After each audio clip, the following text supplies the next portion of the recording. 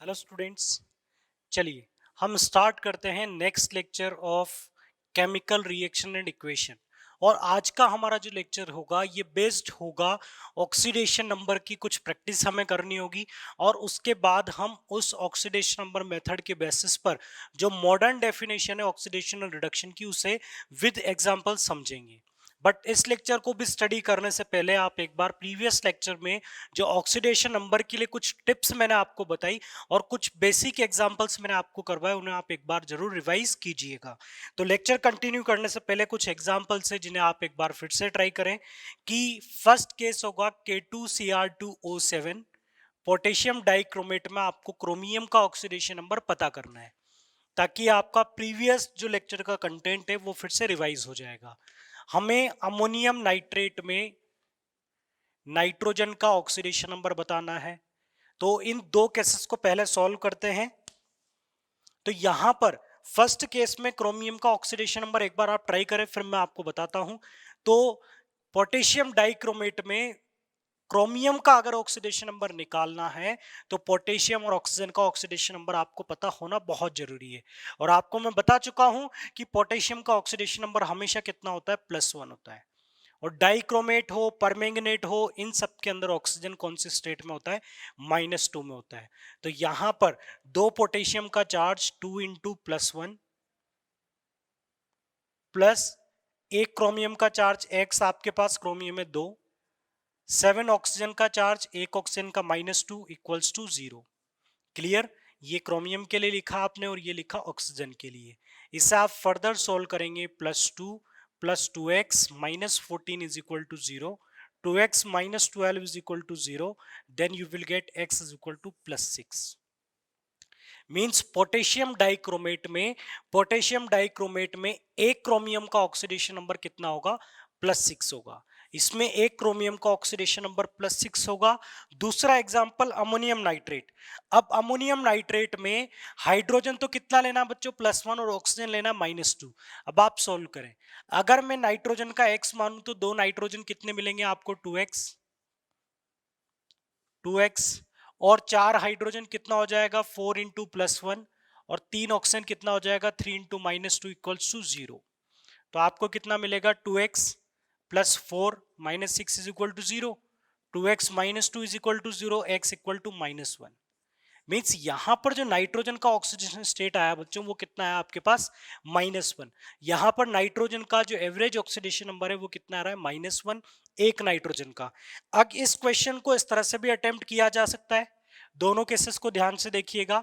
Ammonium nitrate को इसके ion में अगर डिवाइड करूं तो ये रखता है अमोनियम आयन और रखता है नाइट्रेट आयन। अगर मैं इन आयनिक फॉर्म से दोनों केसेस के नाइट्रोजन का इंडिविजुअल ऑक्सीडेशन नंबर निकालूं तो क्या मिलेगा। तो देखिए बच्चों, यहां पर अगर नाइट्रोजन x है, चार हाइड्रोजन +1 इज इक्वल टू +1, क्योंकि पूरे ग्रुप का चार्ज कितना है, +1 है। इससे फर्दर आप सोल्व करेंगे तो x आपको मिलेगा -3। इस केस को स्टडी करें। एक नाइट्रोजन का x, तीन ऑक्सीजन -2 के अकॉर्डिंग और पूरे ग्रुप का चार्ज -1, तो आपको x कितना मिल जाएगा, +5। और आप इस केस को देखिए, इसमें भी नाइट्रोजन निकाला और उसमें भी नाइट्रोजन निकाला, बट यहां पर नाइट्रोजन का चार्ज मिला -1 और यहां पर एक नाइट्रोजन -3 और दूसरा +5 है। मतलब ये तो बोलता है कि नाइट्रोजन का चार्ज -1 है, ये बोलता है ये नाइट्रोजन -3 है और ये बोलता है कि नाइट्रोजन +5 है, जबकि तीनों ही मेथड बिल्कुल करेक्ट है। तीनों में हमने कोई मिस्टेक नहीं की है। तो बच्चों कॉन्सेप्ट ये है कि जब एक से ज्यादा एटम होते हैं तो वहां पर हो सकता है कि उन एटम्स का ऑक्सीडेशन नंबर डिफरेंट हो सकता है कि उन दो एटम का जो ऑक्सीडेशन नंबर है उस कंपाउंड में अलग अलग हो। बट अगर आप एक ही कंसीडर करके निकालेंगे तो यहां पर जो आपको ऑक्सीडेशन नंबर मिलेगा ये आपको मिलेगा एवरेज ऑक्सीडेशन नंबर। ये जो -1 है बच्चों ये एवरेज ऑक्सीडेशन नंबर है दोनों नाइट्रोजन का। वेरीफाई करना है तो वेरीफाई भी कर लो, आप इन दोनों से एवरेज निकालो। एवरेज कितना होगा, +5 - 3 divided by total number of atom 2। तो कितना मिलेगा आपको, 2 +5 - 3 का डिफरेंस कितना होगा, 2। ये सॉरी बच्चों यहां पर ये कितना आएगा, +1 आएगा, ये ध्यान रखिएगा। ये मिस्टेक थी, ये मैंने यहां पर करेक्ट कर दिया है। 2x माइनस टू इधर जाएगा +2, x कितना आ जाएगा +1। अब आप एवरेज निकालें, +5 माइनस 3/2 तो कितना मिलेगा 2/2, आपको कितना मिलेगा +1। तो बच्चों ये जो ऑक्सीडेशन नंबर आपके पास आया था ये एवरेज ऑक्सीडेशन नंबर था, ये एवरेज ऑक्सीडेशन नंबर था। अगर आप डायरेक्ट निकालेंगे और इंडिविजुअल पता करेंगे तो वो उनके एक्चुअल ऑक्सीडेशन नंबर होंगे। तो ये थे कुछ एग्जांपल्स।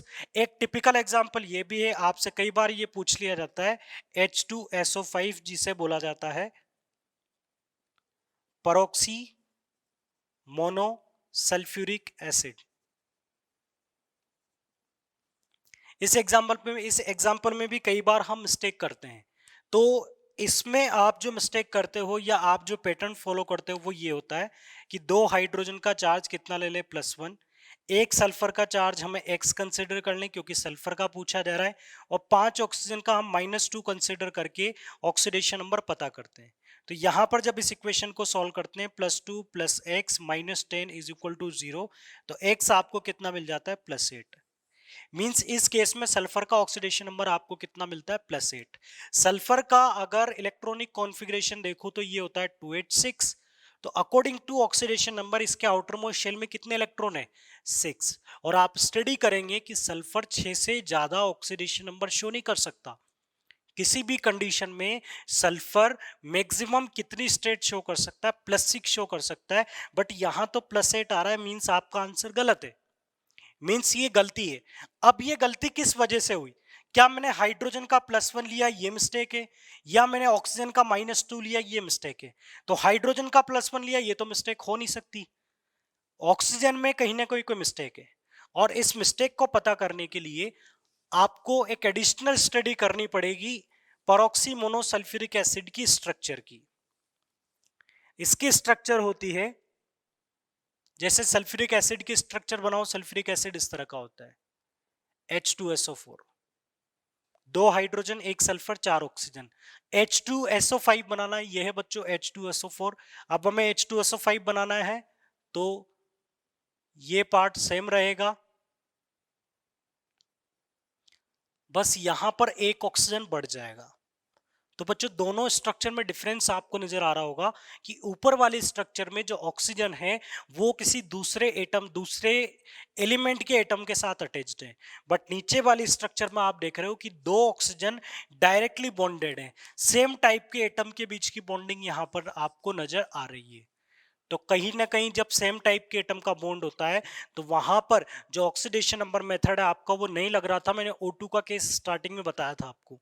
तो केवल आप केवल इतना समझें कि जब भी 2 ऑक्सीजन डायरेक्टली बॉन्डेड हो तो इसे बोला जाता है परोक्सी लिंकेज, ये परोक्सी कनेक्शन है। और इस केस में आपको इन दोनों ऑक्सीजन का चार्ज कितना लेना है बच्चों -1, और रिमेनिंग ऑक्सीजन का चार्ज आप कितना ले सकते हैं -2 ले सकते हैं।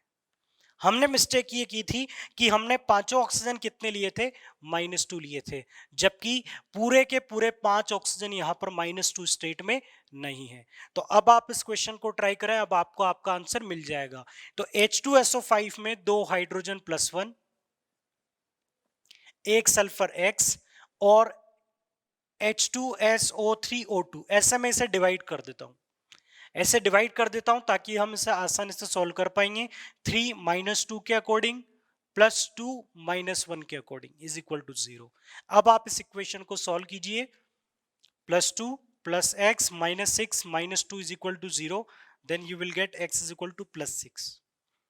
और बच्चों जब भी आपका ऑक्सीडेशन नंबर अगर मैक्सिमम पॉसिबिलिटी से ज्यादा आ रहा है तो फिर वहां पर आपका आंसर क्या होगा, मैक्सिमम ऑक्सीडेशन नंबर ही होगा। तो अगर आपका आंसर 6 से ज्यादा आ रहा है तो आप चाहे तो निकाल कर देखें, आपका आंसर ऑटोमेटिकली कितना आ जाएगा 6 आएगा, मैक्सिमम पर ही आकर रुकेगा। ऐसा एक और एग्जांपल है CrO5। CrO5 में भी हम इसी तरह से अप्रोच करते हैं।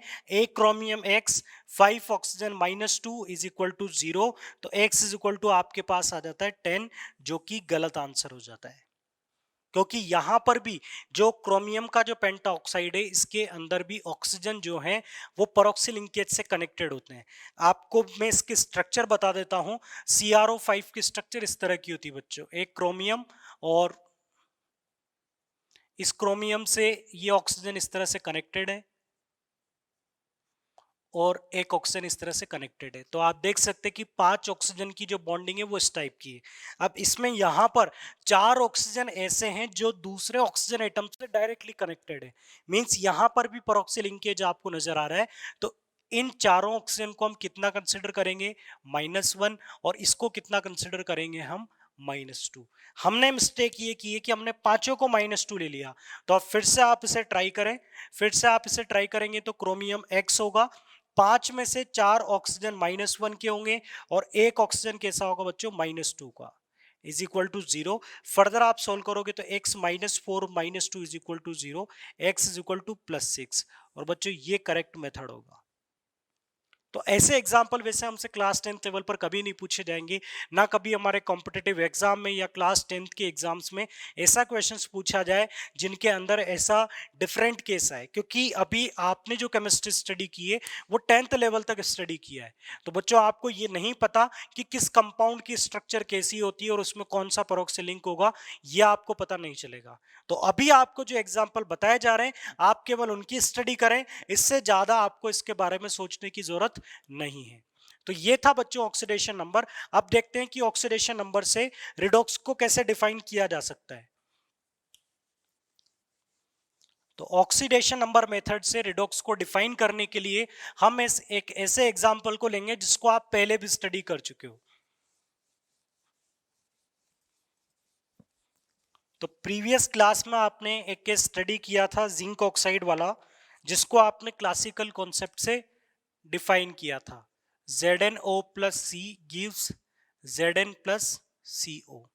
ये केस हमने स्टडी किया था लास्ट क्लास में। अब लास्ट क्लास में आपने देखा था कि ZnO से ऑक्सीजन का रिमूवल हुआ, इसमें ऑक्सीजन का एडिशन हुआ, इसलिए आपने इसे नाम दिया ऑक्सीडेशन और इसे आपने नाम दिया रिडक्शन।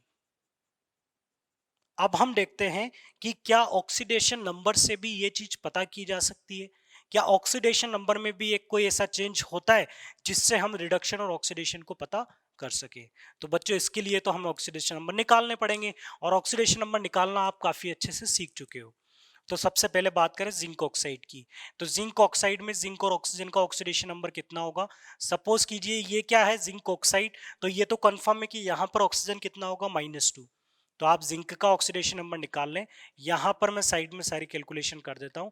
जिंक का मैंने कंसिडर कर लिया x, 2 oxygen -2 is equal to 0, तो यहाँ पर x इज इक्वल टू कितना आ गया, +2। मींस जिंक ऑक्साइड में जिंक के एक एटम का चार्ज +2 है और ऑक्सीजन के एक एटम का चार्ज कितना है, -2। सिमिलरली अब आप बताइए कि यहां पर कार्बन का ऑक्सीडेशन नंबर क्या होगा। तो बच्चों इसमें तो कुछ कैलकुलेशन करनी नहीं है, जब एलिमेंटल फॉर्म हो तो फिर वहां पर ऑक्सीडेशन स्टेट कितनी होती है, 0 होती है। तो इस केस में कार्बन का ऑक्सीडेशन नंबर कितना होगा, 0। यहां पर जिंक किस स्टेट में, एलिमेंटल स्टेट में, किसी दूसरे एटम के साथ कंबाइंड नहीं है, तो यहां पर इसका ऑक्सीडेशन स्टेट क्या होगा, 0। नेक्स्ट केस बात करते हैं सीओ की। तो सीओ में आप निकाल लो कार्बन मोनोऑक्साइड में कार्बन को, ये भी कार्बन का ही एक ऑक्साइड है, तो ऑक्सीजन -2 होगा, तो x -2 is equal to 0, x is equal to कितना आ जाएगा, +2। तो यहां पर कार्बन +2 है और ऑक्सीजन कितना है, -2 है। अब बच्चों आप कंपेयर कीजिए कि ऑक्सीडेशन में और रिडक्शन में ऑक्सीडेशन नंबर में क्या चेंज आया। तो आप देखो इस केमिकल रिएक्शन में मैं देखता हूं कि रिएक्टेंट साइड में जो जिंक था, रिएक्टेंट साइड में जो जिंक था वो +2 में है और इधर जिंक किस में आ चुका है, 0 में। यहां पर कार्बन 0 में था और यहां पर कार्बन किस में आ गया, +2 में। तो आप ध्यान रखिएगा कि ऑक्सीडेशन जो है, oxidation will support oxidation number and reduction will reduce oxidation number. तो रिडक्शन में ऑक्सीडेशन नंबर डिक्रीज होगा और ऑक्सीडेशन में ऑक्सीडेशन नंबर इंक्रीज होगा। ऑक्सीडेशन में ऑक्सीडेशन नंबर इंक्रीज होगा तो हम बोल सकते हैं रिडॉक्स, दोनों category, reduction and oxidation. Reduction में क्या होगा बच्चों, ऑक्सीडेशन नंबर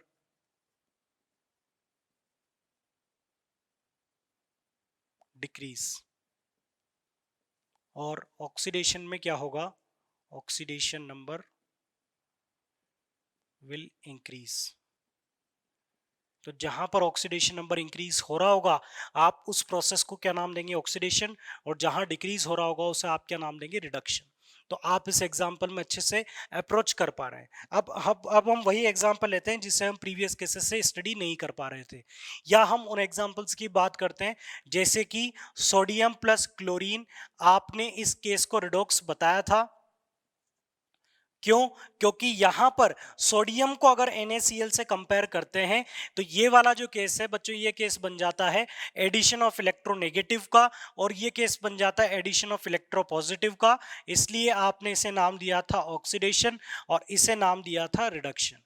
ये केस भी आप प्रीवियस क्लासेस में स्टडी कर चुके हो।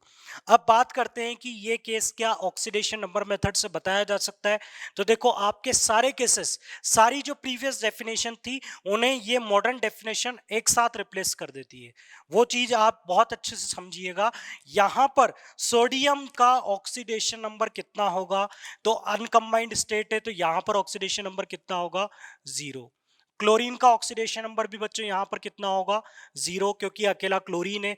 NaCl में क्लोरीन क्लोराइड है तो -1, और सोडियम फर्स्ट ग्रुप का एलिमेंट है तो हमेशा कितना शो करेगा, +1। अब आप देखो कि सोडियम का ऑक्सीडेशन नंबर कैसे चेंज हुआ। सोडियम का ऑक्सीडेशन नंबर यहां पर ऑक्सीडेशन में आप देखोगे कि सोडियम 0 से किस में चला गया, +1 में। रिडक्शन में आप देखोगे कि क्लोरीन जो है वो 0 से कहां चला गया, -1 में।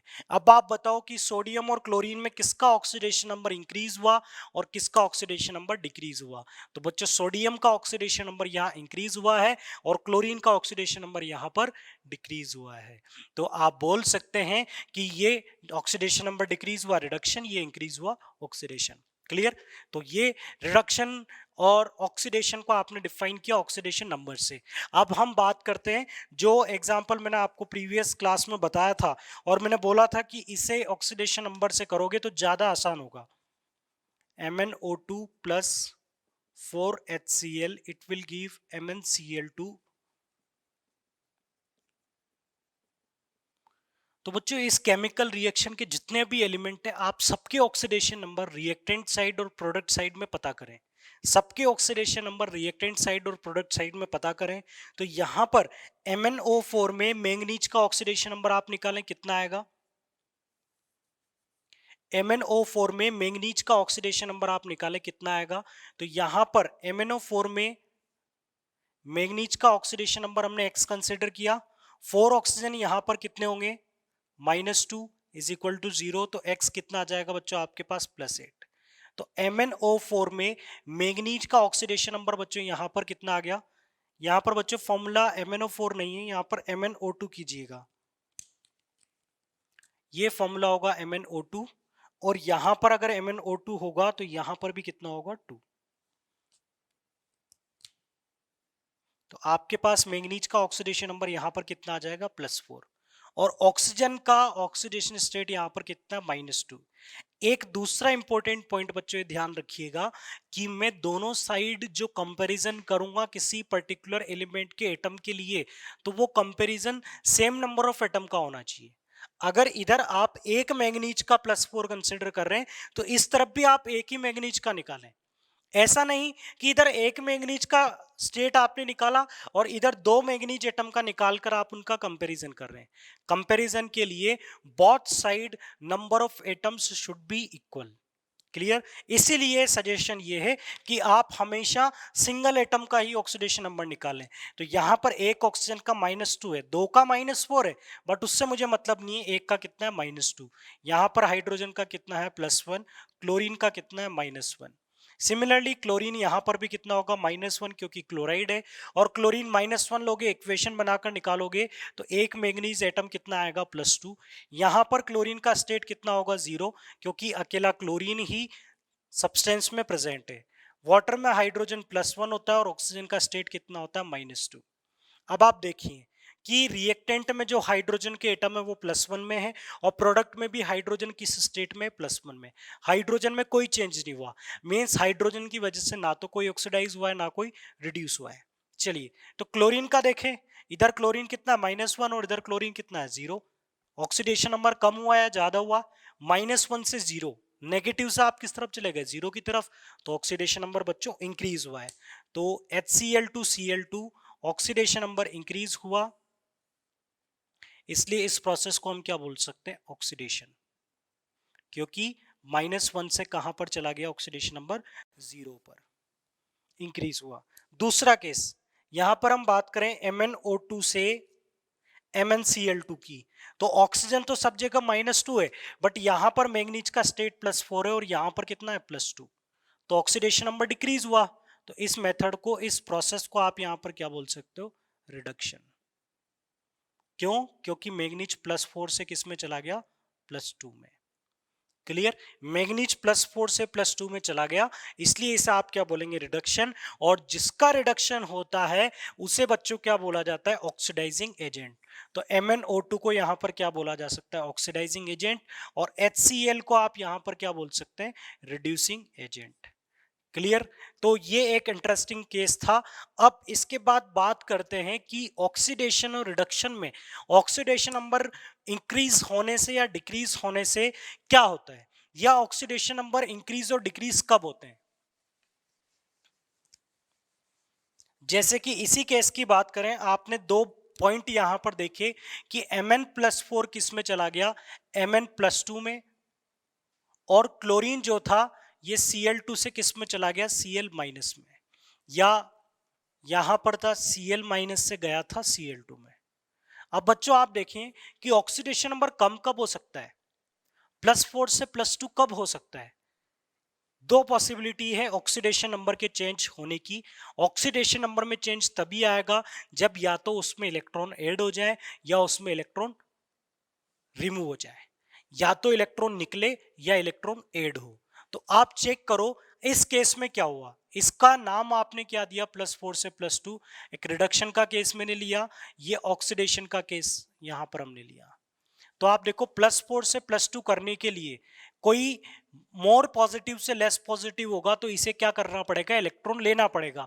पॉजिटिव को कौन खत्म कर सकता है, इलेक्ट्रॉन का चार्ज। तो इसने यहां पर क्या किए, 2 इलेक्ट्रॉन लिए, तब जाकर ये किस में कन्वर्ट हुआ, Mn+2 में। ऐसे ही 2 Cl- को Cl2 में कन्वर्ट होना था, इनको अपने माइनस को हटाना था, तो माइनस को हटाने के लिए क्या करना पड़ेगा, इलेक्ट्रॉन को निकालना पड़ेगा। तो यहां पर तो इलेक्ट्रॉन इन्होंने गेन किए हैं और यहां पर इलेक्ट्रॉन का रिमूवल हुआ है, या इलेक्ट्रॉन यहां पर लूज हुए हैं। तो जहां पर इलेक्ट्रॉन गेन किए जाते हैं तो ऑक्सीडेशन नंबर वहां पर क्या होता है बच्चों, डिक्रीज होता है, और जहां पर इलेक्ट्रॉन निकलते हैं वहां पर ऑक्सीडेशन नंबर इंक्रीज होता है। तो हम ऐसा भी बोल सकते हैं कि ऑक्सीडेशन के अंदर क्या होगा बच्चों, रिमूवल ऑफ इलेक्ट्रॉन होगा, और इसे बोला जा सकता है डी इलेक्ट्रोनेशन, मींस इलेक्ट्रॉन का डिटैचमेंट। और रिडक्शन में क्या होगा बच्चों, एडिशन ऑफ इलेक्ट्रॉन, मींस इसे हम बोल सकते हैं इलेक्ट्रोनेशन। तो इलेक्ट्रॉन के बेसिस पर भी हम ऑक्सीडेशन और रिडक्शन को इस तरह से डिफाइन कर सकते हैं। तो ये मॉडर्न कॉन्सेप्ट है, इसका क्या थ्योरी है और कैसे इसके एग्जांपल्स हैं, कैसे इसमें ऑक्सीडाइजिंग रिड्यूसिंग एजेंट आपको बताने, ये आपको आना चाहिए। दूसरा इंपॉर्टेंट एग्जांपल ये है,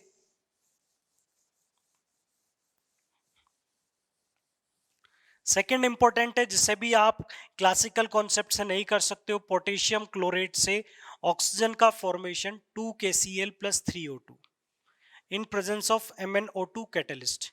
चलिए इससे अभी कोई मतलब नहीं है, हम सिंपल रिडॉक्स की बात कर रहे हैं। तो अब यहाँ पर पता कीजिए कि कौन ऑक्सीडाइज हुआ और कौन रिड्यूस हुआ। तो बच्चों यहाँ पर जब आप देखेंगे तो पोटेशियम का चार्ज तो हमेशा कितना होता है, +1, नो डाउट। यहाँ पर भी पोटेशियम कितना होगा, +1 होगा। ऑक्सीजन इस केस में तो कितना होगा बच्चों, 0 होगा। और क्लोरेट हो या किसी के साथ अगर ऑक्सीजन इस फॉर्म में हो क्लोरीन के साथ, तो ये क्लोरीन के साथ ऑक्सीजन कौन सा होता है बच्चों, -2 ही होता है। क्लोराइड की फॉर्म में क्लोरीन हो तो ये भी कौन सा होता है, -1 होता है। जरूरत है केवल इस क्लोरीन का ऑक्सीडेशन नंबर निकालने की, और मुझे इन नंबर से कोई मतलब है नहीं क्योंकि मैं दोनों साइड एक एक एटम की बात कर रहा हूं। तो इस क्लोरीन का ऑक्सीडेशन नंबर हम निकाल लेते हैं।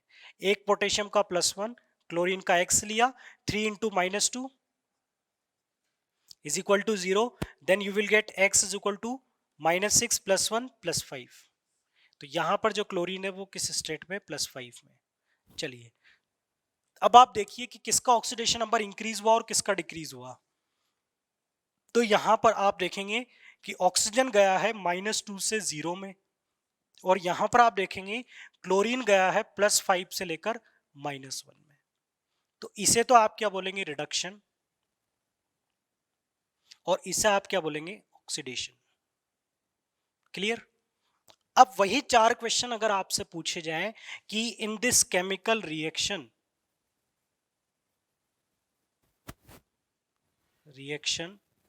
विच सब्सटेंस ऑक्सीडाइज्ड, कौन ऑक्सीडाइज हुआ, कौन रिड्यूस हुआ, कौन ऑक्सीडाइजिंग एजेंट है और कौन रिड्यूसिंग एजेंट है। अब इस केमिकल रिएक्शन में आपको बताना है। अब आप देख रहे होंगे कि इस सर ने आपको बताया था कि ये 4 क्वेश्चन का आंसर देने के लिए आप रिएक्टेंट की तरफ देखो। अब अगर आप रिएक्टेंट की तरफ देखोगे तो यहां तो आपको एक ही रिएक्टेंट नजर आ रहा है, एक ही रिएक्टेंट नजर आ रहा है KClO3, मतलब ये KClO3 सबका आंसर होगा। सही बात है। देखो रिड्यूस कौन हुआ है, पोटेशियम क्लोरेट, तो यहां पर आपका आंसर क्या होगा, KClO3। ऑक्सीडाइज कौन हुआ, KClO3, तो इसका आंसर भी क्या होगा, पोटेशियम क्लोरेट। अब आपको जो रिड्यूस होता है उसे ऑक्सीडाइजिंग एजेंट बोलते हैं, तो यहां भी क्या होगा, KClO3। जो ऑक्सीडाइज होता है वो रिड्यूसिंग एजेंट होता है, तो इसका आंसर भी क्या होगा, KClO3। अब अगर आपसे पूछा जाए इन KClO3 कौन ऑक्सीडाइज हुआ है और कौन रिड्यूस हुआ है, तब फिर आप अपने आंसर एलिमेंट को दे सकते हैं। तो आप देखेंगे कि KClO3 में ऑक्सीडाइज कौन हुआ है, ऑक्सीजन, तो यहां पर आपका आंसर क्या होगा, ऑक्सीजन, और रिड्यूस कौन हुआ है, क्लोरीन। तो KClO3 के अंदर क्लोरीन और ऑक्सीजन हुए हैं, जबकि उस पूरी रिएक्शन के अंदर एक ही ऐसा सब्सटेंस है जो ऑक्सीडाइज भी हो रहा है और रिड्यूस भी हो रहा है, उससे हम क्या बोलेंगे, पोटेशियम क्लोरेट। तो बच्चों डिपेंड करता है क्वेश्चन किस तरह से पूछा जाता है, आप उस तरह से आंसर दे सकते हैं। और दूसरा इंपॉर्टेंट पॉइंट कि ऐसी केमिकल रिएक्शन जिसमें एक ही रिएक्टेंट के एलिमेंट ऑक्सीडाइज होते हों और उसी सब्सटेंस के एलिमेंट रिड्यूस होते हों, तो उस पर्टिकुलर केमिकल रिएक्शन को बोला जाता है बच्चों इंट्रामोलिक्यूलर रिडॉक्स रिएक्शन। देखो जो पहले हमने रिडॉक्स रिएक्शन स्टडी की, जो प्रीवियस एग्जांपल आपने स्टडी किया वो था इंटरमोलिक्यूलर, क्योंकि दो मॉलिक्यूल आपस में लड़ रहे थे, एक ऑक्सीडाइज हुआ एक रिड्यूस हुआ। बट यहां पर एक ही मॉलिक्यूल है, वही ऑक्सीडाइज हुआ वही रिड्यूस हुआ, उसी का एलिमेंट ऑक्सीडाइज हो रहा है और उसी का एलिमेंट रिड्यूस हो रहा है। मतलब यहां पर जो कहानी बनी है वो कंपाउंड की कंपाउंड के अंदर है, बट प्रीवियस केसेस में एक कंपाउंड का दूसरे कंपाउंड के साथ रिलेशन था, इसलिए इसे क्या बोला जाता है, इंट्रामोलिक्यूलर। तो आपको पता होगा इंटरमोलिक्यूलर और इंट्रामोलिक्यूलर दोनों टर्म में क्या डिफरेंस होता है, तो आप इसे आसानी से समझ जाएंगे।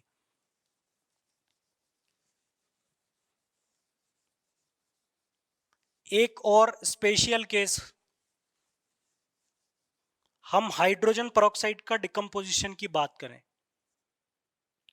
H2O2 it will decompose into 2H2O plus O2। मैं बोलता हूं कि इस केमिकल रिएक्शन में आपको पता करना है कि कौन ऑक्सीडाइज हुआ है और कौन रिड्यूस हुआ है। तो अब आप यहां पर सेम प्रोसीजर फॉलो करें कि ऑक्सीजन का ऑक्सीडेशन स्टेट O2 में कितना होगा, 0। तो इन O2 ऑक्सीडेशन स्टेट यहां पर कितनी होगी, 0। H2O में मैं बता चुका हूं हाइड्रोजन +1 और ऑक्सीजन कितना होगा, -2। H2O2 हाइड्रोजन पेरोक्साइड होता है तो हाइड्रोजन तो +1 ही होगा, बट यहां पर एक ऑक्सीजन कितना होगा, -1 होगा। देखो बड़ा इंटरेस्टिंग एग्जाम्पल है, क्योंकि इसमें एक ऐसे एग्जाम्पल आपको देखने को मिल रहा है जिसमें एक ही एलिमेंट की आपको तीन डिफरेंट स्टेट नजर आ रही है। आप देखो इस पूरी रिएक्शन में ऑक्सीजन -1 का है, ऑक्सीजन -2 में भी और ऑक्सीजन 0 में भी है, ऑक्सीजन -1 स्टेट में भी है, -2 में भी है और 0 में भी है। मींस अगर हम देखें तो यहां पर ऑक्सीडेशन किसका हुआ, -1 को अगर आप 0 से कंपेयर करें तो आप इसे क्या बोलेंगे, ऑक्सीडेशन। हाइड्रोजन का तो कोई रोल ही नहीं है, हाइड्रोजन तो दोनों साइड किस में, +1 में। ये ऑक्सीजन -1 से किस में गया, -2 में, तो इसे ही आप क्या बोलेंगे, रिडक्शन। तो समझ में आया बच्चों मैं क्या बोलना चाहता हूं? एक ही कंपाउंड, उसका एक ही एलिमेंट जिसका ऑक्सीडेशन हुआ और उसका रिडक्शन हुआ, जबकि यहां पर कंपाउंड एक था बट एलिमेंट डिफरेंट थे। यहां पर कंपाउंड भी एक और एलिमेंट भी एक। तो ऐसे स्पेशल केस को बच्चों बोला जाता है डिस्प्रपोर्शनेशन रिएक्शन।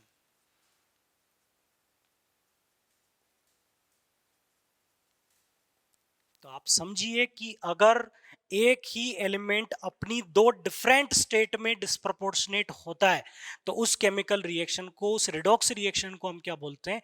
Disproportionation reaction. तो ये रिडॉक्स के ही टाइप हैं, ये थी इंट्रामोलिकुलर और ये है डिस्प्रपोर्शनेशन रिएक्शन। एक इंट्रामोलिकुलर का ही एक स्पेशल केस है जिसमें एक ही एलिमेंट, एक ही सब्सटेंस का एक ही एलिमेंट ऑक्सीडाइज हो रहा है और वही एलिमेंट क्या हो रहा है? रिड्यूस हो रहा है। तो यहां पर जितनी ऑक्सीजन आपने ली उनमें से कुछ ऑक्सीजन जीरो में जाती है और कुछ ऑक्सीजन की स्टेट में चली जाती है, -2 में चली जाती है। तो ये डिस्प्रपोर्शनेशन का केस है। ऐसे और भी कई सारे केस हो सकते हैं, जैसे कि आप स्टडी करेंगे क्लोरीन की एक केमिकल रिएक्शन होगी जिसमें Cl- और ClO- में कन्वर्ट होगा। तो आप पता करें कि इस तरफ क्लोरीन का स्टेट कितना होगा बच्चों? 0। यहां पर क्लोरीन की स्टेट कितनी होगी? -1। यहां पर क्लोरीन आप निकाल लें, ऑक्सीजन कितना होगा? -2। x -2 is equal to -1। तो x इज इक्वल टू कितना आएगा बच्चों आपके पास? +2 -1 +1। तो यहां पर आप देखो क्लोरीन 0 है, -1 है और इस तरफ क्लोरीन कितना है? +1। क्लोरीन की 3 डिफरेंट स्टेट आ गई। तो ये रिएक्शन कौन सी होगी? Disproportionation reaction. तो आपने स्टडी करेंगे, अभी केवल आप इन टाइप को स्टडी करें और आप बाद में ये भी स्टडी करेंगे कि अगर डिस्प्रपोर्शनेशन को रिवर्स कर दिया जाए, अगर दो डिफरेंट स्टेट एक ही स्टेट में कन्वर्ट होती हो, इसको अगर आप उल्टा कर दें तो उसे बोला जाता है कम प्रपोर्शनेशन रिएक्शन। बट इतना ज्यादा कंटेंट हमें नहीं पढ़ना है, हमें पहले रिडॉक्स का क्लासिकल कॉन्सेप्ट को स्ट्रॉन्ग बनाना है। वो अगर आपका स्ट्रॉन्ग बन जाता है तो आप मॉडर्न कॉन्सेप्ट पर जाइए। मॉडर्न कॉन्सेप्ट अगर आप बहुत स्ट्रॉन्ग कर लेते हैं तब आप फिर फर्दर क्लासिफिकेशन को, फर्दर थ्योरी को स्टडी करें। इस थ्योरी को तभी अप्रोच करें जब आपका क्लासिकल कॉन्सेप्ट, जो इनिशियल कॉन्सेप्ट है, वो आपका स्ट्रॉन्ग हो जाता है। तो बच्चों ये रिडॉक्स है। अब हमें देखना है कि इस रिडॉक्स मेथड की आपकी डेली लाइफ में क्या एप्लीकेशंस होती हैं, इसकी एप्लीकेशंस क्या है, आपके डेली लाइफ में वो कौन कौन से केसेस हैं रिडॉक्स के जो आपके लिए हार्मफुल होते हैं। तो वो हम स्टडी करेंगे नेक्स्ट लेक्चर में। आप रिडॉक्स को अच्छे से रिवाइज करें, ज़्यादा से ज़्यादा इक्वेशंस के ऑक्सीडेशन रिडक्शन पता करने की कोशिश करें, प्रैक्टिस करें। Okay students, thank you very much for watching this lecture.